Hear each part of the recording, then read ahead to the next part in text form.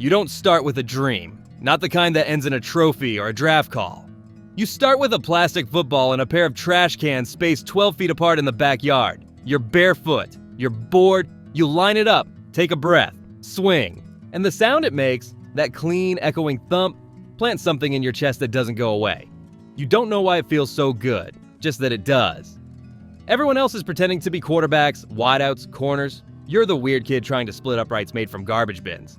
But when you nail it, when that ball sails clean between the cans and lands softly in the grass like it belongs there, you feel it, that secret satisfaction no one else gets. You start volunteering to kick in recess football. Nobody asks. They just let you because nobody else wants to. They all want touchdowns. You want that sound again. That moment where the ball leaves your foot and time slows down. The more you kick, the more it makes sense. You're not the fastest, not the strongest, not the loudest. But give you a ball and 10 yards of space, and you'll give them 3 points. They start calling you the leg. Not in a cool way. More like a joke. You don't care. You're still hitting from 40 out by middle school in beat-up cleats with laces that don't stay tied. Your dad builds you uprights out of PVC pipe one summer, duct taped together and anchored in buckets of concrete. You kick until your toes go numb. Your neighbors complain. You keep going. There's something honest about it. You don't need teammates. You don't need plays. Just a ball, a target, and your own head telling you to do it better. You film yourself. Slow-mo the swing, count steps like a ritual. 3 back, 2 over, 1 deep breath, then fire. You don't tell anyone this, but when it's perfect, when the ball lifts with that beautiful spin, climbs and falls like it was painted into the sky, it feels like flying. Like proof that you matter. Freshman tryouts come and go. Nobody expects anything from you. You're not built like a receiver, not aggressive enough for safety. But then you hit a 48-yarder in tryouts and the coach drops his clipboard. Suddenly you're on varsity. You don't know any of the plays. It doesn't matter. Your job's simple. Go out cold and be flawless. You nail your first game winner from 42 with the clock bleeding down, and just like that, your name shows up in the paper. Buried in the 4th paragraph. Misspelled? No interview. No call from the radio. But at home, in the garage, your dad prints it out and tapes it to the fridge. You don't say it out loud, but you read that line every morning like it's scripture. You keep working, quietly. While everyone's lifting in the weight room, you're out back with a tee and a stack of balls no one else uses. Rain, snow, doesn't matter. You chart your misses, track your foot angle. You become a surgeon of split-second motion. Your plant foot is off by 2 inches and the whole thing goes to hell. You fix it, again, again, again. Other kids chase stars. You chase consistency. Nobody sees it, but you feel it. Your range creeping further back, your accuracy sharper than ever. They start saying you've got a shot, maybe college, maybe even more. But even as your leg gets stronger, the doubt gets louder. Not in your head, in theirs. Coaches call you a luxury, not a necessity. Players joke that you're not a real athlete. You're not in the trenches, you're not making plays, you're just the kicker. But that's the thing about being the kicker. You can go 3 quarters being invisible, then the whole game comes down to you, and you only get 1 shot. And you've been training your whole damn life for 1 shot. You win games, quietly, in the background, with a leg that's more accurate than half the quarterback room's throws. You don't flex, don't scream, don't dance in the end zone. You hit your mark, jog off, and vanish behind a wall of shoulder pads and media coverage that never looks your way. The quarterback throws 3 picks, and he still gets the interview. You drill a 54-yarder as time expires, and they cut to commercial before your helmet's even off. Nobody says your name unless you screw up. That's the job. That's the sentence. You exist in the margins. Necessary, but inconvenient. Your practice doesn't happen under stadium lights. You train on the side field. No crowds, no scouts, just turf burns and a bag of scuffed balls. The linemen joke that you're doing Pilates. The punter doesn't talk much. It's lonely. You run your drills while the rest of the team hits each other like trucks. You're chasing perfection in half-second increments while they're bleeding into each other. And they still call you soft. But your craft is surgical. There's no recovery time, no rhythm. You get maybe 1, maybe 2 real reps in a game. That's it. That's your window. And if you miss, if the snap is a tick slow or the hold is tilted and you don't compensate instantly, they won't blame the snap. They won't blame the hold. They'll blame you. College ball just turns up the volume. You're on scholarship now, a roster spot with a target on your back. The fans barely tolerate you until they need you. You're a meme waiting to happen. The kicker who shanked it? The one who couldn't handle the pressure. You get heckled by 40,000 people before you've even warmed up. You kick anyway. You tell yourself you love the pressure. You lie. No one loves it, you survive it. That's the truth. You block out the crowd. Tune into the rhythm of your steps. The click of your plant foot, the whip of your hip, everything else is noise. But the noise gets in anyway. You log off social media after every game because even when you go 3 for 3, they'll find something. Too slow, too short, too lucky. You miss once and your inbox turns into a war zone. Strangers telling you to quit. Teammates looking the other way in the locker room. Coaches calling you into meetings that feel like trials. All over one kick, one ball, 1 inch. You start chasing silence. That space where it all disappears. The noise, the crowd, the pressure. Just you, the ball, and the moment. That's where you're alive.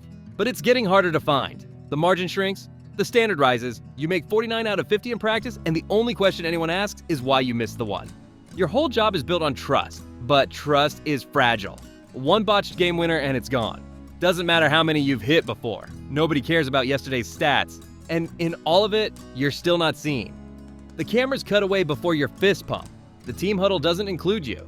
Halftime adjustments don't involve your name. You sit on the bench while they draw up plans, and the only thing anyone asks is, can you make it from 60? You say yes, even if you're not sure, because hesitation gets you replaced faster than failure. You start to wonder what you'd be if you didn't kick. No one knows your face outside the facility. No fans wearing your jersey. No kids taping posters of you to their bedroom walls. You're a silhouette, a stat, a necessary ghost. That's what they make you. And if you want to keep your job, you better be the kind of ghost that haunts in silence, perfectly, invisibly, always. You don't get warm-ups. You don't get a rhythm. You get a headset chirp in the fourth quarter and 30 seconds to turn cold sweat into legend. You jog out while the quarterback wipes his hands on a towel and the linemen catch their breath. All eyes shift to you. Nobody says it, but you can feel it. This is your moment to be perfect or disposable. There is no in-between. The stadium tilts under the weight of expectation. You count your steps, 3 back, 2 over. The world shrinks. Not a play call, not a scheme. Just a snap, a hold, a kick, and a legacy you didn't ask to carry. You don't breathe until the ball leaves your foot. And when it does, when the laces spin clean and the arc bends true, you let yourself feel it for half a second. That thump in your chest, not from the crowd, but from inside, because you did it. You hit the one kick everyone else was too scared to take, but the moment dies quick. By the time you're back on the sideline, the camera's already somewhere else. The quarterback's doing post-game interviews. The coach is talking about grit and resilience. No one mentions your name, no one has to. You did your job, now disappear. But when you miss, when the ball fades just wide right, when the hold is shaky, or the wind shifts at the last second, or your plant foot slips, there's no context, no mercy, only blame. You walk back to the sideline like a ghost. No high fives, no words. Just a row of silent helmets and eyes that say what nobody dares speak. You had one job. The quarterback threw 2 picks. The defense gave up a 90-yard drive. But your miss is the only thing anyone will remember, because you had the power to erase it, and you didn't. You start having nightmares about hash marks, about blocked kicks and bad footing and the deafening silence that follows a miss. You replay the steps over and over. Your body knows the motion better than your own name, but doubt lives in the gaps between muscles and milliseconds.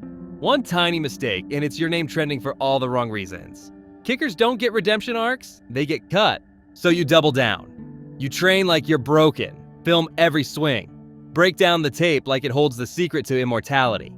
You kick in wind, rain, snow. You bury your nerves under layers of preparation until the pressure feels like home. They call you ice cold, but they don't see what burns under the surface. The anger, the fear, the hunger to matter. You stop trying to prove you belong. You just try to survive. Survive the cutdowns. Survive the silence. Survive the knowledge that one bad kick can cost you a career. The fans think you're a luxury, something extra. But you know the truth. You're the last hope, the closer, the one who turns chaos into closure. And when the clock bleeds out and the game hangs by a thread, it's you. Alone, exposed, expected to be perfect while the whole world holds its breath. You don't get credit, you don't get time, you get one swing, one shot, and you better hit it clean. Because you won't get 2. It doesn't start with a miss. It starts with a question. Quiet at first. From a coach, from a reporter, from a teammate who won't look you in the eye. Is he still the guy? You've hit 89% for 3 straight seasons, saved games they should have lost, kicked through injuries you didn't even report. But none of that matters now, because you went 1 for 3 on Sunday, because one kick was blocked, because the other curved left in swirling wind that even the punter couldn't read. The headlines don't care, the fans definitely don't. All they know is you didn't deliver. You hear the whispers, a tryout scheduled, a free agent brought in just to look. You know what that means. Doesn't matter that your plant foot was on chewed up turf or that your long snapper bobbled the hole. The tape says you missed. The spreadsheet says you dipped below the threshold. You go from trusted to questioned in a week, from locked in to replaceable before the bruise on your hip even fades. You show up early, work harder, nod through meetings where your name is never spoken but your presence feels like a dare. Everyone's waiting to see if you flinch. The calls stop coming from your agent. The gear reps stop sending boxes. Even your teammates look elsewhere when it's time for accountability. The locker room's cold like that. You're the kicker, and kickers are supposed to be invisible. But once you make a mistake, you're radioactive. You can't hide. Your job was never about volume, just results. They don't remember the 54-yarder you drilled in week 3. They remember the 42-yarder you missed in week 12 when the game was on the line. One swing and you're a liability. One swing and the narrative flips. You get released on a Tuesday. No press conference, no thank you video, just a short call and a clearing out of your locker. The rookie they brought in doesn't have your accuracy, doesn't have your experience, but he's cheaper. And right now, cheaper matters more than dependable. That's how it works. Your value is a formula. Leg strength, cap space, pressure history. And if you're not trending upward, you're trending out. You watch the game from your couch the next weekend. The rookie hits a short one, misses a long one. The broadcast barely mentions you. You're already being erased. You send out workout clips, clean form, crisp rotation, slow-mo breakdowns of your technique. A few calls trickle in, nothing concrete, just interest. Just vague promises of, we'll keep you in mind. You train anyway, because what else do you know? You kick on empty high school fields with your own tripod. You ice your hip after reps. You fight back the urge to scream every time a team signs a guy with worse stats but a bigger leg, or more clout, or just younger knees. And you start to feel it, the fade. Not just in your body, but in the way people stop saying your name.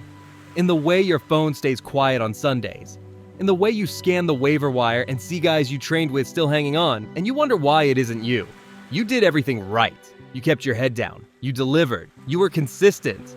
But you missed once, and that was enough. You don't get a farewell tour, no curtain call, no jersey swap, or last ride montage. When you leave quietly, with your name still spelled wrong in some team's transaction log. The league forgets you fast, and that's the reality. You could have won games, broken school records, saved seasons. Doesn't matter. Kickers are disposable memory. You were there, then you weren't. And the game just moved on. You sit in your garage one night, ball on the tee, goalpost shadow stretching out in the driveway. You line it up just like always. 3 back, 2 over. The muscle memory's still there. The fire's still buried somewhere beneath the bruises. You swing, clean, dead center. No one sees it. No one claps.